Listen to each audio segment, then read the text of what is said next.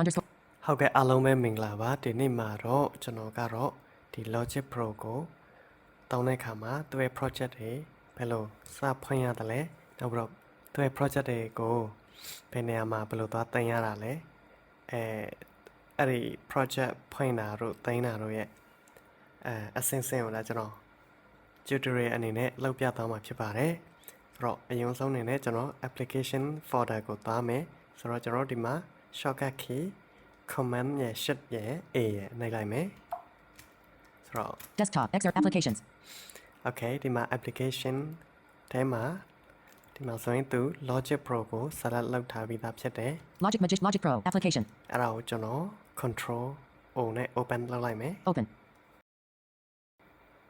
Logic Pro window version 11 now in choose a project window vertical splitter collection one item selected empty project button insert live loop empty project button ဆိုတော့ဒီမှာသူ anti project နေရာမှာရောက်နေလိုက်မယ်ပေါ့နော်ဒါပုံမှန်ဆိုရင်တော့ကျွန်တော်တို့ကVO နဲ့ left arrow right arrow down arrow up arrow ပုံစံမျိုးနဲ့သုံးပြီးတော့မှVO space နဲ့ဒါ activate လုပ်တယ်ပေါ့နော်ဒီနေရာမှာတော့ကျွန်တော်ကအဲ့ဒီဟာတွေအစားကျွန်တော် numpad commander ကို on ပြီးတော့မှ4ဆိုရင်ဘယ်ဘက်ရွှေ့မယ်အဲ့ပေါ့4ဆိုရင်ဘယ်ဘက်6ဆိုရင်ညာဘက်ပြီးတော့အပေါ်အောက်ကိုကြတော့အိမ်နဲ့ထုံနဲ့အဲ့ဒါကိုတုံးနေပါတော့နောက်ပြီးတော့9ကကြတော့အထဲကိုဝင်တာ interrupt ကိုလောက်တာဖြစ်ပြီးတော့မှ7ကကြတော့ပြန်ထွက်တာပေါ့နော်အဲ့ group တွေကနေပြန်ထွက်တာပေါ့အဲ့ဟာကိုဒါကျွန်တော်တုံးထားပါတယ်လို့ဆိုတော့လောလောဆယ်ကျွန်တော်ဒီမှာ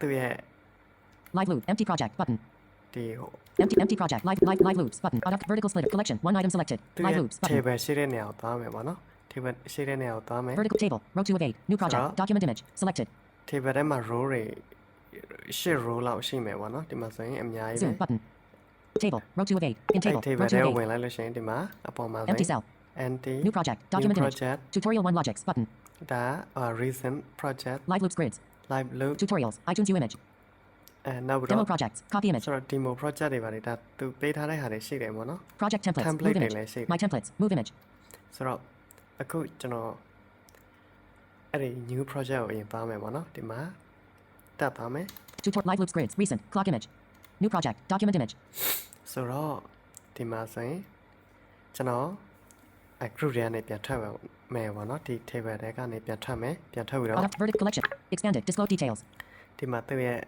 ဟိုတွေကိုကျွန်တော်တွေ့ရမှာဖြစ်တယ်ပေါ့နော်ဒီ project ရဲ့ expanded disclosure triangle property ပုံစံမျိုးတွေပေါ့နော်ဒီမှာဆိုရင် create an empty project create anti project use musical grid checkbox ဒီဟာအမှန်ချစ်ပေးထားမယ် 120 tempo slider ဒီမှာ tempo က120မှာသူ default ပေးထားတယ်ပေါ့နော်အဲ့နေရာမှာကျွန်တော်တို့ကဘယ်လိုပြောရမလဲ120မဟုတ်ဘဲနဲ့တခြားtempo ကိုနေချင်တာတို့မြန်ချင်တာတို့ဆိုရင်ရှိတယ်ဒီမှာin slider သူရဲ့ slider တွေကိုဒါကျွန်တော်ဝင်မယ် enter app ပုံစံမျိုးနဲ့ဝင်မယ်ပေါ့နော်ဝင်တော့မှဒီဘယ်လိုပြောရမလဲဒီမှာရွှေ့လို့ရတယ်6ရွှေ့မယ်ဆိုရင်130 tempo မြန်မယ်120 tempo 110 tempo 100 tempo ဒါဒီလိုမျိုးပေါ့နော် increase နဲ့ decrease နဲ့လုပ်လို့ရတယ်ဆိုတော့ဘယ်လိုပြောရမလဲ6နဲ့4နဲ့ကိုဒါကျွန်တော်နှိပ်သွားမယ်ဆိုတော့ဒါ10ချင်းစီရွှေ့သွားမှာဖြစ်ပြီးတော့မှတစ်ခုချင်းစီရွှေ့ချင်နေဆိုရင်တော့ VO နဲ့ shift နဲ့ left arrow right arrow နှိပ်သွားမှာဖြစ်တယ်ပေါ့နော်ဒီမှာကြည့်မယ်101 102 103 tempo okay ဆိုတော့83 tempo 93 tempo ဆိုတော့ကျွန်တော်အဲ့တော့ပြန်ထွက်မယ် auto slider ပြီးရင်ဒီမှာဗာရှိရုံမလဲဆိုတော့ tap tempo button tap tempo ဆိုတာရှိတယ်အဲ့ဒီမှာဆိုရင်ဒါကျွန်တော်အခုအဲ့ tap tempo ကိုကျွန်တော်စမ်းကြည့်မယ်ဒါ5နဲ့ကျွန်တော်နှိပ်မယ်ပေါ့နော်ပုံမှန်ဆိုတော့ VO space ပေါ့ကဲဒီမှာစမ်းကြည့်မယ် tempo 144 tempo 144ဆိုတော့သူကကျွန်တော် tempo အဲ့လိုမျိုး tap လောက်တဲ့အခါမျိုးမှာနှစ်ချက်လောက်မှာသူ activate ဖြစ်တယ်ပေါ့နော်ဒီမှာ1 2 tempo 133 1 tempo 40 2 tempo 100သူအတိကတော့ဒီ1နဲ့2နဲ့ဂျားမှာရှိတဲ့ဟာကိုသူယူတော့မှဒါသူတွက်တာဖြစ်တယ်ပေါ့နော်ဆိုရင်ဥမာ90နီးပါးလောက်လို့ကျွန်တော်1 2 tempo 84 80ကျော်လဲ1 2 tempo 71 okay ဒါဆိုရင်90ဝန်းကျင်လောက်သွားရှိတယ်ပေါ့နော်စသဖြင့်ဥမာ 130လောက်လား1 2 Tempo 105. အော်နည်းနည်းလွယ်ပါနော်9ခုလို့တယ်ကဲထားပါတော့ဘာဖြစ်ကွာ tab ပုံစံမျိုးနဲ့ဒါအနည်းဆုံးယူတော့မှတာရှယ်ယူလို့လည်းရတယ်ပေါ့နော်ဆိုတော့ C major. Key signature. Pop up button. key ကတော့ C major ကိုကျွန်တော်ဒီမှာ Menu. 30 items. Check mark C ဝင် major. ပြီးတော့မှ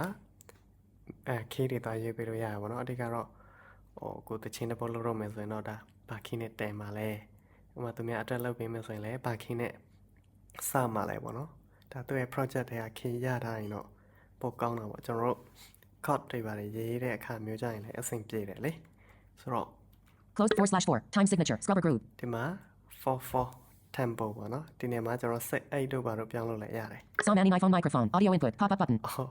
audio input ကဒါကျွန်တော်ရဲ့ iPhone microphone နဲ့ဒါယာယီလောက်ထားပါနော် Multi output device. Audio output. Pop up button. ဒီနေ့မှာ multi output device ဆိုတာဒါတကယ် sound card တဲ့ audio interface မဟုတ်ဘူးပေါ့နော်တကယ် audio interface မဟုတ်ဘူးသူကဘာဖြစ်တာလဲဆိုတော့ဒီ aggregate device ပေါ့နော်ဒီကျွန်တော်တို့ loop ဘယ်လိုပြောရမလဲ virtual audio cable နဲ့ပြန်လောက်ထားတဲ့device ပေါ့နော်အဲ့ဒါမှကျွန်တော်ကဒီအခုလိုမျိုးအတန်းနေပါလေဖမ်းလို့ရမှာဖြစ်တယ်ပေါ့နော် on screen recorder တွေပါလေလောက်လို့ရမှာဖြစ်တယ်ပေါ့ 48. Sample rate. Pop up button. sample rate က48မှာရှိတယ် Kilohertz. 25. Frame rate. Pop up button. frame rate က25 FPS. Off. Spatial audio. Pop up button. okay LCRS. Pro Logic. Surround. Open an existing project. Cancel. Choose. Default. ဒီမှာ Button. choose လောက်သွားလိုက်မယ်နော်ကျန်တာတွေကတိတ်အရေးမကြီးဘူး In new track. Dialog 1. Create new track. Detail. okay ကျွန်တော်ဒီမှာ create new track ဘယ် track မျိုးစားကိုရွေးမလဲစတင်ပြီးတော့မှရွေးရတော့မယ်ပေါ့နော်ဆိုတော့ကျွန်တော်အဆုံးဖက်ကိုသွားလိုက်မယ်ပေါ့နော် Create new track.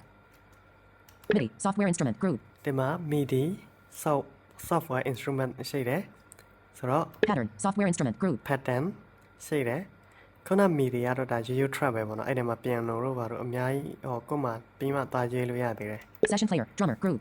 ဒီမှာ session player ဆိုတာရှိတယ် session player ထဲမှာသူ group ထဲမှာပါတယ်ရှိမလဲဆိုတော့ In session player. Drummer. Group. group ထဲကို 3 ဝင်လိုက် items. Drummer. နော် Selected. ဝင် Radio ပြီးတော့မှ button. 1 bass player. Radio button. 2 bass of 3. player ရှိတယ် Drummer. Selected. Radio Drummer button. ရှိ 1 တယ် bass keyboard player. Radio button. keyboard 3 of player 3. ရှိတယ်နောက်ပြီးတော့ Out of session. Audio. Mic or line. Selected. Group. audio mic online ပေါ့နော်ဒါတော့ audio line ပတ်သက်ပေါ့ဆိုတော့ track အနေနဲ့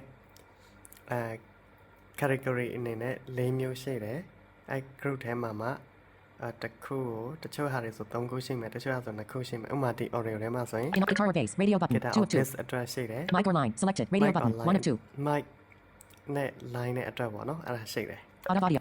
Expanded. Disclosure triangle. ဆိုတော့လောဆယ်ကျွန်တော် Audio. Mic or line. Selected. Group. audio track ကိုပဲအရင်ဆက်လက်လောက်ထားလိုက်မယ်လေနော်ဆိုတော့ဒီမှာ Details. Audio input. က Audio output. Input 1. Pop up button. ဒီမှာ audio input က1ဒီနေရာမှာလည်းကြိုပြီးမှချိန်ထားလို့ရတယ် Stereo output. Pop up button. Ascending. Uncheck. Ascending. Load default patch. Uncheck. Checkbox. ဆိုတော့ဒီမှာကျွန်တော် Input monitor. Open. Record enable. Input monitoring. Uncheck. Checkbox. input echo on မလားကျွန်တော်ကတော့လာ uncheck လောက်ထားတယ်ပေါ့နော် Open library. Uncheck. Checkbox.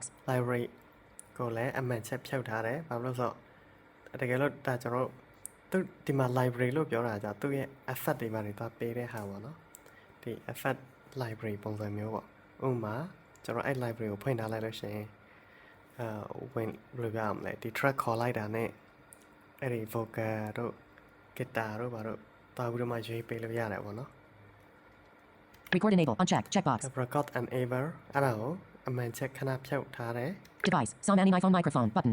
okay Device. Sure. Sound Annie. Tap. Number of tracks to သွား create. လိုက်ရအောင်လေနော်ဒီဟာရ 1. Cancel. Create. Default. Button. create ကိုနှိပ်လိုက်မယ် Closing dialog control bar. Toolbar. Inspector. Group.